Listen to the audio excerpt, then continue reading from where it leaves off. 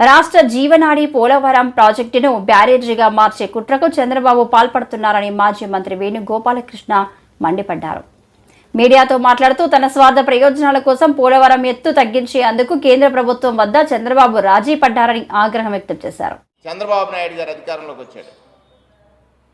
అధికారంలోకి వచ్చిన తర్వాత తను తీసుకున్నటువంటి స్వార్థపూరిత నిర్ణయం ఏమిటంటే పోలవరం నిర్మాణం రాష్ట్ర ప్రభుత్వం చేపడుతుందని కేంద్రాన్ని ఒప్పించడం. దానికి ఏది తాకట్టు పెట్టాడు? ప్రత్యేక తరగతి హోదా. పోలవరం నిర్మాణం రాష్ట్ర ప్రభుత్వం నిర్మిస్తుందని చెప్పడానికి ప్రత్యేక తరగతి హోదాను వదులుకున్నటువంటి చంద్రబాబు నాయుడు గారు అక్కడ ఒకసారి ఈ రాష్ట్ర ప్రజలకు తీరని ద్రోహం చేశాడు. ప్రత్యేక తరగతి హోదా సాధనని పక్కన పెట్టి పోలవరం నిర్మాణం తాను చేపడతానని చెప్పడం వల్ల జరిగినటువంటి నష్టాన్ని గురించి ఒకసారి మనం మాట్లాడుకున్నట్లయితే, పోలవరం నిర్మాణం రాష్ట్ర ప్రభుత్వం చేపట్టిన తర్వాత సరైన రీతిలో తీసుకునే నిర్ణయాల వల్ల, అంటే ఇంజనీరింగ్ పరిజ్ఞానం లేనటువంటి వారు కూడా ఆలోచన చేయగలుగుతారు. ఎందుచేతనంటే ఒక ప్రవాహం ఉంది, ఆ ప్రవాహాన్ని అదుపు చేయాలి. అదుపు చేస్తే పై ప్రాంతాలు ముంపుకు గురవుతాయి. ముంపుకు గురైనటువంటి ప్రవాహం నుంచి కిందకి నీరు వెళ్ళటానికి పోలవరం నిర్మాణంలో స్పిల్వే అనేటువంటిది మొట్టమొదటిగా నిర్మించాల్సినటువంటి ప్రాధాన్యత అంశం. ఆ స్పిల్వే నిర్మాణంలో ఎక్కడ చొరవ తీసుకోలేదు. చొరవ తీసుకోకుండా కేవలం తనకు కలిసి వస్తుందనేటువంటి ఆలోచనతోటి upper coffer dam, lower coffer dam ఈ రెండు పూర్తి కావాలి. అప్పర్ కాపర్ డ్యామ్ పూర్తి కావాలంటే స్పిల్వే ప్రధానమైనటువంటిది.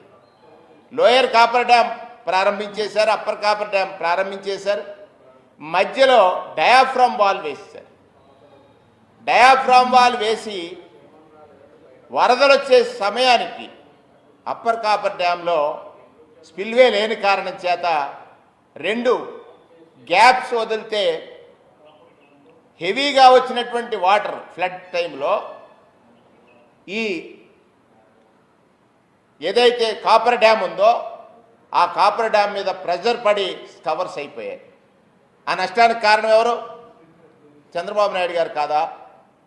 రాష్ట్ర ప్రజలు ఆలోచించాలి. తను తీసుకున్న నిర్ణయం వల్ల కాదా? కనీసం అప్పర్ కాపర్ డ్యామ్ నిర్మాణం జరిగే టైంకి స్పిల్వే కనుక నిర్మించకపోతే ఈ నష్టం జరుగుతుందనే ఆలోచన లేదా? జరిగింది. ఏదైతే జలశక్తి సంఘం ఉందో, అంటే పోలవరం అథారిటీ ఏదైతే నిర్ణయం తీసుకుందో, కేంద్ర ప్రభుత్వ అధీనంలో ఉన్నటువంటి సంస్థ పాడైనటువంటి కాపర్ డ్యామ్ని ఎలా నిర్మించాలనేటువంటి దాని మీద జరిగిన జాప్యం, దాన్ని ప్రతిపక్షం మీద నెడుతున్నాడు. 2019లో జగన్మోహన్ రెడ్డి గారు అధికారంలోకి వచ్చిన తర్వాత జరిగినటువంటి నష్టాన్ని ఎలా నివారించాలి? ఖచ్చితంగా 45.72 అడుగులు ఎత్తు నిర్మాణం జరిగితేనే ఈ రాష్ట్ర ప్రయోజనాలకి పోలవరం పూర్తిగా న్యాయం చేసినట్టు ఉంటుందని కేంద్ర ప్రభుత్వాన్ని ఒప్పించాడు ఆయన. ఏదైతే చంద్రబాబు నాయుడు గారు రాజీ పడినటువంటి ఆ ఎస్టిమేట్స్ నుంచి ఈ రాష్ట్ర ప్రయోజనాలకు సంబంధించినటువంటి విధంగా ఈ కాపర్ డ్యామ్ కానీ పోలవరం కానీ నిర్మాణం చేయాలని ఆలోచించాడు. స్పిల్వే పూర్తయింది. పూర్తయిన తర్వాత మళ్ళీ కాపర్ డ్యామ్ నిర్మాణం కోసం కేంద్ర ప్రభుత్వం అనుమతుల కోసం ప్రయత్నం చేసినటువంటిది. ఇవాళ ప్రభుత్వం మారింది. గత పాలకుడి మీద నెపం నెట్టి తానేదో సాధించాననేటువంటి అట్టహాసం చేసేటువంటి చంద్రబాబు నాయుడు గారికి వాస్తవాలు ప్రజలకు తెలియదనేటువంటి ఒక అభిప్రాయం ఉంది. వాస్తవాలు ఇవి. తాను తీసుకున్న నిర్ణయం వల్ల ఏదైతే కాపర్ డ్యామ్ నిర్మాణంలో గ్యాప్లు వదిలేయటం వల్ల డయాఫ్రామ్ వాల్ కొట్టుకుపోతే ఆ డయాఫ్రామ్ వాల్కి జరిగినటువంటి నష్టాన్ని నివారణ చేయటం కోసం, డయాఫ్రామ్ వాల్ మళ్ళీ నిర్మాణం చేయటం కోసం కేంద్ర ప్రభుత్వం అనుమతులు ఇస్తే ఇవాళ ఎత్తు తగ్గించి జగన్మోహన్ రెడ్డి గారు ప్రభుత్వంలో ఉండగా 12,700 కోట్ల రూపాయలు పోలవరం నిర్మాణం చేసినటువంటి బాకీలను తీర్చేటువంటి పరిస్థితి, నిర్మాణం చేయడానికి మళ్ళా ఇచ్చినటువంటి పరిస్థితి ఉంటే మీ మంత్రుల చేత ఏం మాట్లాడిస్తారు? పోలవరం ఫండ్స్ డైవర్ట్ చేశారని. చిన్నపిల్లాడిని అడిగినా తెలుసు. ఎందుచేత రాష్ట్ర ప్రభుత్వం ఖర్చు చేసిన తర్వాత దానికి సంబంధించినటువంటి లెక్కలన్నీ జలశక్తి సంఘానికి సమర్పించిన తర్వాత శాంక్షన్ అయి రాష్ట్ర ప్రభుత్వానికి ఆ డబ్బు వస్తుంది.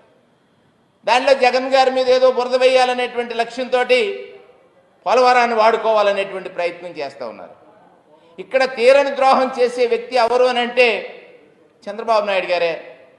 ఇవాళ 41.15 అడుగులకి ఎత్తు తగ్గిపోతే 164 టీఎంసీల నీటి నిల్వ సామర్థ్యం కలిగినటువంటి దేశంలోనే పెద్ద ప్రాజెక్టు, బహుళార్థ సార్థక ప్రాజెక్టుగా నిర్మాణం చేయదలిసినటువంటి పోలవరం ప్రాజెక్టు ఇవాళ 115 టీఎంసీల నిల్వ సామర్థ్యానికి తగ్గిపోతే ఉత్తరాంధ్ర తాగునీటి అవసరాలు కానీ, రాయలసీమ నీటి అవసరాలు కానీ తీరటం లేదు.